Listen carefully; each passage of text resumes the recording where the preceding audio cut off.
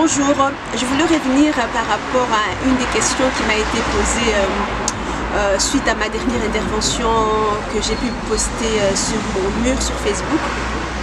Une des questions qui m'a été posée entre autres est de pouvoir répondre ou expliquer au grand public mon analyse, ma réponse par rapport à la non-intervention des grandes puissances internationales, nos puissances régionales et plus précisément par rapport à la non-intervention des puissances occidentales face à l'affront que Joseph Kabila a fait, à l'insulte que Joseph Kabila a fait envers le peuple congolais, à l'affront envers les principes de démocratie. Joseph Kabila, comme je l'ai dit la dernière fois, a imposé, seul son vote fut pris en compte par la CENI et par la Cour constitutionnelle. Et Joseph Kabila a imposé sa dictature, son choix à lui, bafouant la volonté du peuple congolais. Face à cet affront aux yeux sur la scène internationale, pourquoi les puissances régionales comme occidentales et internationales, surtout occidentales, qui se disent promotrices de la démocratie, les puissances occidentales se disent être les garantes de la démocratie et de sa préservation dans le monde, pourquoi ces puissances ne sont pas intervenues pour faire respecter le choix du peuple congolais? Ma réponse à moi, mon analyse à moi est que c'est pas que ces puissances ou ces acteurs régionaux, ces acteurs internationaux et occidentaux ne voulaient pas intervenir ou voulaient intervenir. Je vais m'expliquer entre les deux. C'est pas que ces acteurs régionaux, internationaux et occidentaux n'étaient pas prêts à intervenir. Pour ma part, et nous l'avons tous vu, ces acteurs régionaux comme internationaux étaient absolument prêts à intervenir. Ils étaient tous prêts. On a vu les Américains se positionner à Brazzaville au Gabon, la SADC se préparer à toute intervention à n'importe quel moment. Mais pourquoi il n'y a pas eu d'intervention? De nos jours, avec la mondialisation, la globalisation, nous sommes tous interconnectés, nous sommes tous interdépendants et heureusement et malheureusement, tout est cadré, tout se fait désormais dans un cadre juridique bien strict que les États se veulent de vouloir respecter au minimum. Les acteurs, les puissances régionales, occidentales comme internationales, ils attendaient tout simplement le go du peuple congolais. Une fois de plus, le peuple congolais n'était pas prêt, n'était pas au rendez-vous, n'était pas au bon moment, n'était pas prêt pour saisir et prendre son destin en main. Ces acteurs, ces puissances-là occidentales, parce que c'est vraiment eux, entre guillemets, qui sont les maillons forts sur la scène internationale, ils attendaient notre go. Ils attendaient que le peuple lui donne, le feu vert. Et le peuple n'a pas réagi. Le peuple, une fois de plus, savait que Joseph Kabila allait imposer sa dictature. Et le peuple a attendu et a subi, comme en 2011, comme en 2006. Ce que Joseph Kabila a fait, il n'y a rien de nouveau, il n'y a rien de, d'extraordinaire ni de super intelligent. Il a fait exactement comme il l'a fait précédemment. Mais la grande déception de nous observateurs et de ces acteurs qui étaient prêts à intervenir, la grande déception, c'est le peuple congolais qui en est la cause et le responsable, parce que le peuple congolais avait tout en main pour réagir. L'article 2, paragraphe 7 de la Charte des Nations Unies donne le droit au peuple. Cet article parle de l'autodétermination des peuples, le droit de chaque peuple à disposer d'eux-mêmes. Cet article-là était en notre faveur. Si nous avions démontré notre autodétermination à vouloir nous débarrasser de ce régime dictatorial de Joseph Kabila. Parce que cet article-là nous permet d'instaurer notre propre régime, que ce soit un régime. Si le peuple congolais veut vivre dans un état de droit, dans un régime démocratique, dans un régime qui le respecte, c'est au peuple congolais de montrer son autodétermination. Et il sera protégé et couvert par ces acteurs-là, ces grandes puissances qui se disent garantes de la démocratie, de ces principes qui sont de la Charte des Nations Unies, notamment l'article 2, paragraphe 7 de la Charte des Nations Unies. Mais en plus, un élément encore plus important est que la constitution congolaise elle-même donne au peuple congolais le droit dans l'article 64 de la Constitution, de l'article 64 de la Constitution congolaise. Le peuple congolais a le droit de s'interposer, de tout faire pour empêcher un groupe d'individus qui voudraient, comment dire, s'accaparer du pouvoir, qui voudraient empêcher, comment dire, la souveraineté du peuple congolais, la volonté du peuple congolais à vivre dans un état de droit. L'article 64 nous permettait justement à, comment dire, à déclencher le soulèvement populaire. Et ce soulèvement populaire, nous n'étions pas prêts, on ne nous avait pas préparé, les leaders, nos leaders politiques, la classe politique actuelle ne vous ont pas préparé. Aucune organisation. Aller aux élections, c'est bien. Mais aller aux élections sachant pertinemment que l'ennemi qui est en face, donc Joseph Kabila et son régime, va s'imposer comme il a toujours fait. Et en contrepartie, on ne se prépare pas à ce que nous savons qui va arriver, mais on reste, comment dire, passif et on subit, et par après on joue les consternés, pardon, on joue les attristés, comment dire, bon, la tristesse que le peuple congolais est en train de vivre face justement à cet affront de plus que Joseph Kabila nous a fait vivre. C'est à nous de prendre notre destin en main, c'est à nous de nous prendre en charge. Les lois sont là pour nous protéger, pour nous garantir justement le respect de nos droits. Mais c'est à nous de nous lever. On a vu ici, il y a une semaine, 2 semaines au Venezuela, le peuple s'est levé pour justement imposer sa volonté. Le peuple est souverain. Tant que le peuple congolais ne comprendra pas qu'il ne doit rien attendre des acteurs internationaux, des acteurs régionaux, le peuple congolais doit se prendre en charge. Eux interviendront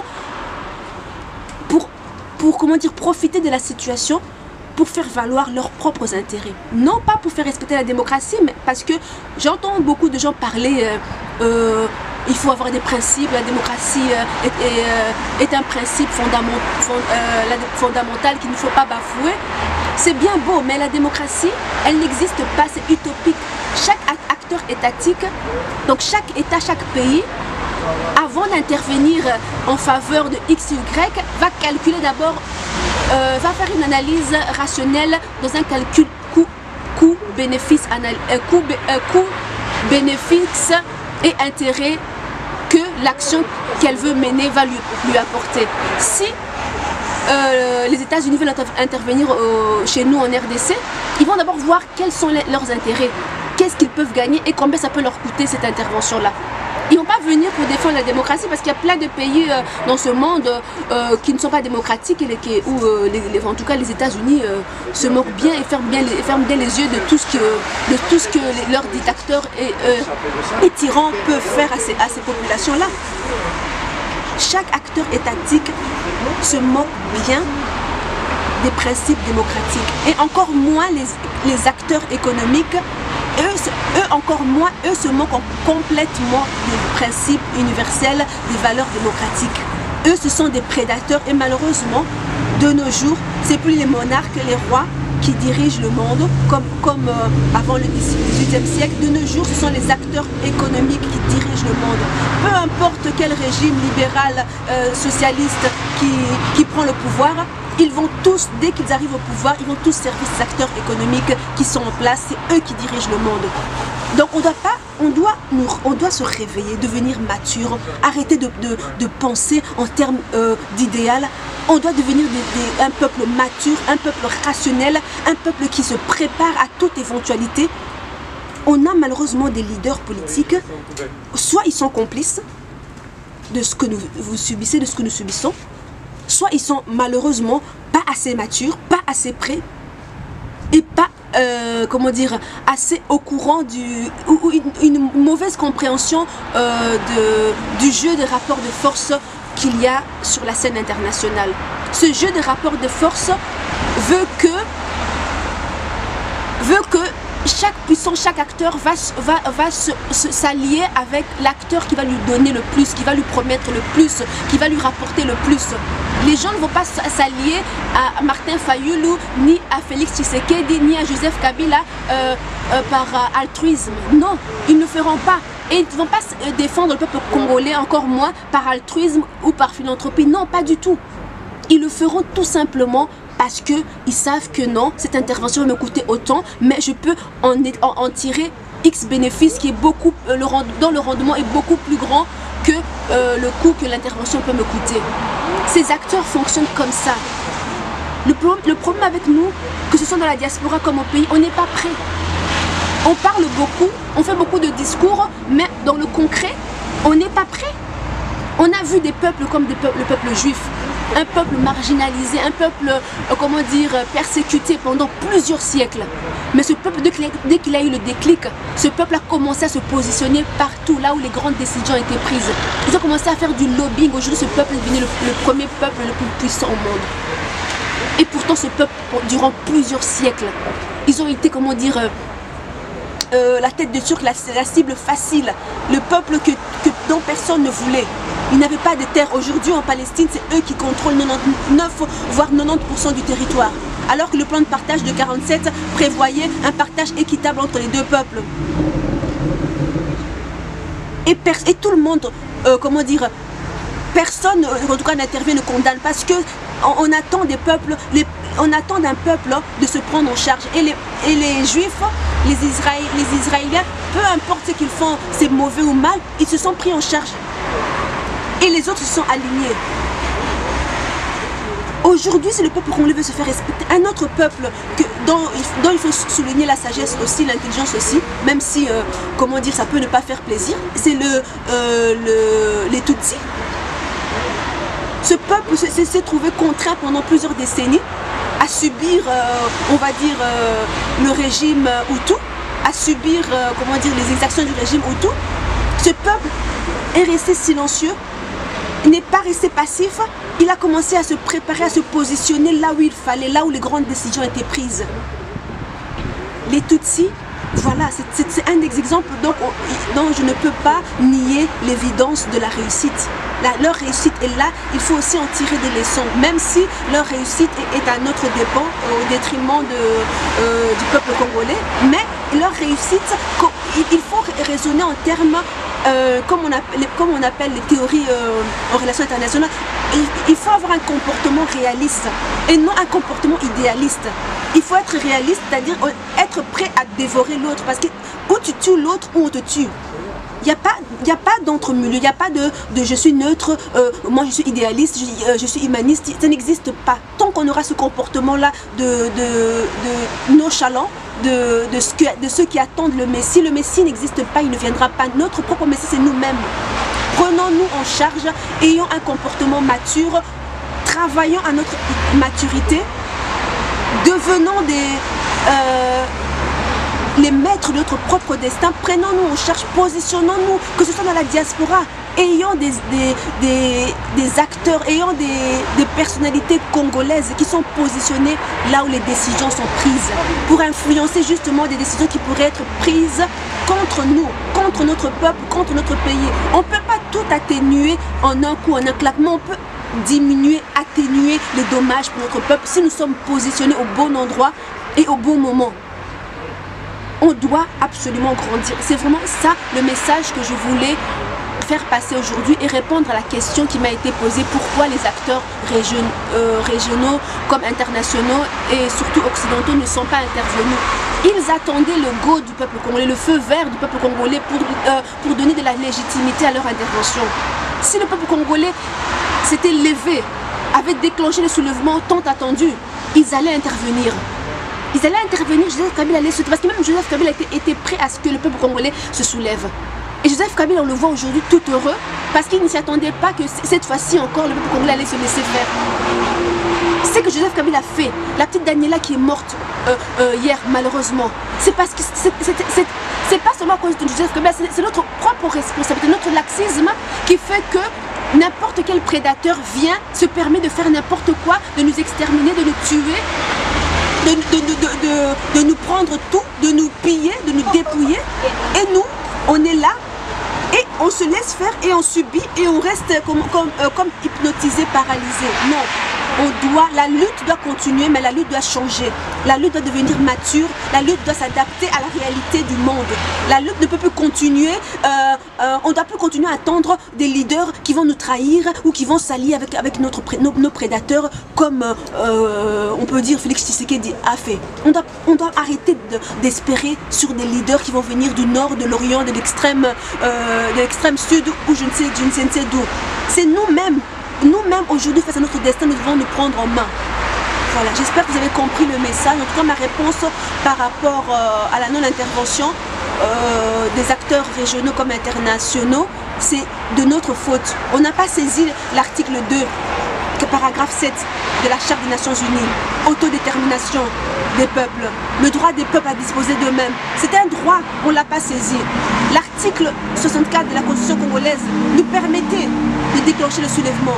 Et on allait être couvert par ces deux articles-là, ces deux articles de loi. Mais on ne l'a pas saisi. Parce qu'on n'était pas préparé. On savait ce qui allait arriver, parce qu'on l'a déjà vécu.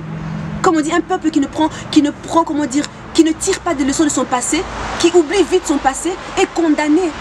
Tant qu'on continuera ce comportement de laxisme, de paresseux, on sera condamné à subir des Joseph Kabila numéro X, la lettre X, Y, Z. On sera condamné à vivre ça.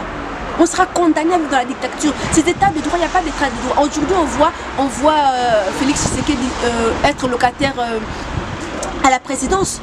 Mais jusqu'aujourd'hui, a-t-il un gouvernement? Va-t-il réussir à faire un gouvernement? J'en doute fort. Jusqu'aujourd'hui, le meeting que Martin Fayulu a fait, ce meeting n'a pas été autorisé par Félix Tshisekedi, par le gouvernement actuel, le gouvernement de Joseph Kabila. C'est André Kimbutu qui l'a permis. Ce même qui l'avait interdit, le meeting de Fayulu, c'est aujourd'hui ce André Kimbutu qui a permis ce meeting.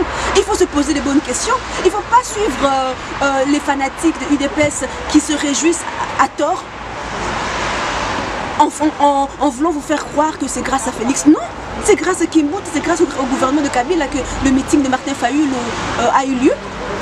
Pourquoi ce meeting a eu lieu et que le succès est aussi grand? Non seulement Martin Fayulu est plébiscité par le peuple, mais Joseph Kabila veut que Martin Fayulu fasse trembler Félix Tshisekedi. Joseph Kabila est en train de jouer, un double jeu. Il a placé, au pouvoir le maillon faible qui pourra destituer quand il veut, au moment où il veut. Mais en même temps, il sait que le vrai choix du peuple est là et ce choix du peuple peut à tout moment justifier la précipitation des élections anticipées. Ce véritable, élu du peuple peut à tout moment l'aider à renverser Félix Tshisekedi. Joseph Kabila est en train de jouer ce jeu-là et une fois de plus, on ne voit pas ça. Une fois de plus, on est encore dans nos illusions, dans nos rêveries. Réveillons-nous, peuple congolais. Réveillons-nous, regardons la réalité, arrêtons de regarder le rêve, arrêtons d'attendre le Messie, réveillons-nous et agissons. Voilà, c'était mon message par rapport à la question qui m'a été posée sur la non-intervention des puissances internationales. Voilà, je vous remercie et à très bientôt.